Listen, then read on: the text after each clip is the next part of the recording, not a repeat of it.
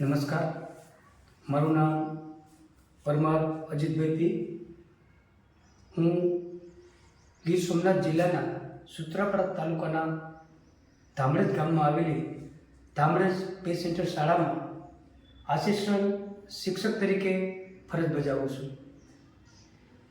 ગીર સોમનાથ જિલ્લા શિક્ષણ તાલીમ ભવન આયોજિત ઇનોવેશન ફેરની અંદર મારો ક્ષેત્ર છે વિદ્યાર્થીઓનો વ્યાવસાયિક વિકાસ, અને એમની અંદર જે મેં કેટેગરી પસંદ કરેલી છે તે કેટેગરી છે વિવિધ જાહેર પરીક્ષાઓની તૈયારી કરાવવી, અને એ માટેનું મારું શિક્ષક છે અનોખી પહેલ રાત્રિ વાંચનાલય. કોરોના કાળની મહામારી સમયે હું અને અમારો શાળા પરિવાર એવું વિચારતા હતા કે વિશ્વની અંદર કોરોનાની મહામારી વધી રહી છે, શાળાઓ બંધ છે, વિદ્યાર્થીઓનું શિક્ષણ કાર્ય પણ બગડી રહ્યું છે. સાથે સાથે ગામની અંદર જે હોશિયાર વિદ્યાર્થીઓ છે, જેમ કે ધોરણ 11-12 સાયન્સની તૈયારી કરી રહ્યા છે, વિવિધ સ્પર્ધાત્મક પરીક્ષાઓની તૈયારી કરી રહ્યા છે, તેમને પણ પૂરતું વાંચન થઈ શકતું નથી. આ માટે અમે લોકોએ યુવાનોનો સંપર્ક કર્યો, વાલીઓનો સંપર્ક કર્યો, અને એક અનોખી પહેલ તરીકે, નવતર પ્રયોગ તરીકે રાત્રિ વાંચનાલયની શાળાની અંદર શરૂઆત કરી. કારણ કે આ નવતર પ્રયોગ કરવાનો મુખ્ય હેતુ એ હતો કે ગામના લોકોનું શિક્ષણનું પ્રમાણ ખૂબ જ નબળું, આર્થિક રીતે પછાત ગામ, શૈક્ષણિક રીતે પણ પછાત ગામ, જેથી ગામના લોકોને ઘરે શિક્ષણનો મહાવરો બિલકુલ જ ન મળે. એટલા માટે એ મહામારીના સમયમાં અમે બાળકોને 24 કલાક શાળામાં બોલાવવા લાગ્યા. તેમના માટે અલગ અલગ વર્ગખંડની પણ વ્યવસ્થા કરવામાં આવી, અને પહેલી સફળતા કહી શકાય તો એ કોરોનાના સમયની અંદર જ 3 થી 4 વિદ્યાર્થી 12 સાયન્સની તૈયારી કરતા હતા. એમાંથી એક વિદ્યાર્થી MBBSમાં પ્રવેશ મેળવે છે.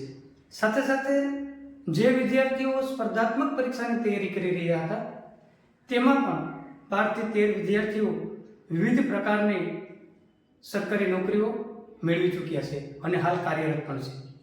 સાથે અમારી જ શાળામાં અભ્યાસ કરતા જે ધોરણ 8ના વિદ્યાર્થીઓ હતા તેમાંથી 2022-23ના વર્ષમાં NMMSમાં 4 વિદ્યાર્થીઓ મેરિટમાં સ્થાન પ્રાપ્ત કર્યું છે.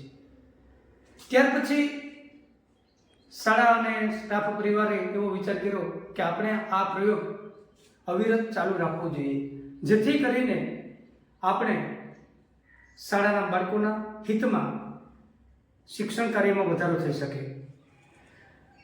જેથી કરીને આજ સુધી અવિરત અમારી શાળામાં આ નવતર પ્રયોગ ચાલી રહ્યો છે.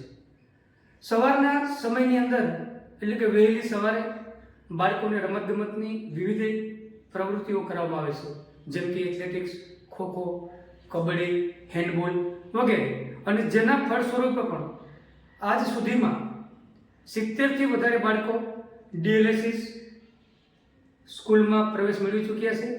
સાથે 7 કરતાં વધારે બાળકો નડિયાદ સ્પોર્ટ્સ એકેડેમીમાં પ્રવેશ મેળવી ચૂક્યા છે. સાથે સાથે વાંચનાલયના કારણે છેલ્લા 2 વર્ષની અંદર બીજા પણ 4 થી 5 બાળકો સ્પર્ધાત્મક પરીક્ષાની તૈયારી કરી અને વિવિધ સરકારી નોકરી મેળવી ચૂક્યા છે. તેમજ NMMSમાં પણ દર વર્ષે 3 થી 4 બાળકો મેરિટમાં સ્થાન પ્રાપ્ત કરે છે, અને છેલ્લા 2 વર્ષની અંદર 5 વિદ્યાર્થીઓ 12 સાયન્સ પૂર્ણ કરી નીટની તૈયારી કરી અને MBBSમાં પ્રવેશ મેળવી ચૂક્યા છે. નીટની તૈયારી તો એ એમની શાળામાં કરતા હોય છે, પણ રીડિંગ સમયની અંદર એમને ઘરે વાતાવરણ ન મળતું હોવાને કારણે અમારી શાળા ખૂબ જ વિશાળ છે. 7 વીઘાનું ગ્રાઉન્ડ છે અને 19 રૂમની સુવિધાવાળું બિલ્ડિંગ છે. મહત્વનો ફાયદો એ છે કે અમારા શાળાના પરિસરમાં જ શિક્ષક ક્વાર્ટર આવેલું છે, અને શિક્ષક ક્વાર્ટરની અંદર ઘણા બધા શિક્ષકો ત્યાં વસવાટ કરે છે. જે શિક્ષકો આખો દિવસ અને રાત્રિના સમયે પણ વિદ્યાર્થીઓ પાછળ સમય ફાળવે છે, જેથી કરીને આ પરિણામ અમે મેળવી શકીએ છીએ. ખાસ કરીને ભરતભાઈ વાળા અને મહેશભાઈ ડોડિયા એ રાત્રે બાળકોના મૂંઝવતા પ્રશ્નોનું નિરાકરણ લાવે છે અને તેમની દેખરેખ નીચે રાતના 10 વાગ્યા સુધી અમારી શાળાના બાળકો ધોરણ 6 થી 8ના વાંચન કરે છે, એનું ગૃહ કાર્ય કરે છે. સાથે સ્પર્ધાત્મક પરીક્ષાની તૈયારી કરતા વિદ્યાર્થીઓ માટે તો 24 કલાક એને 2 રૂમ ફાળવેલા છે, તેમાં એ રહે છે, વાંચે છે અને તૈયારી કરે છે.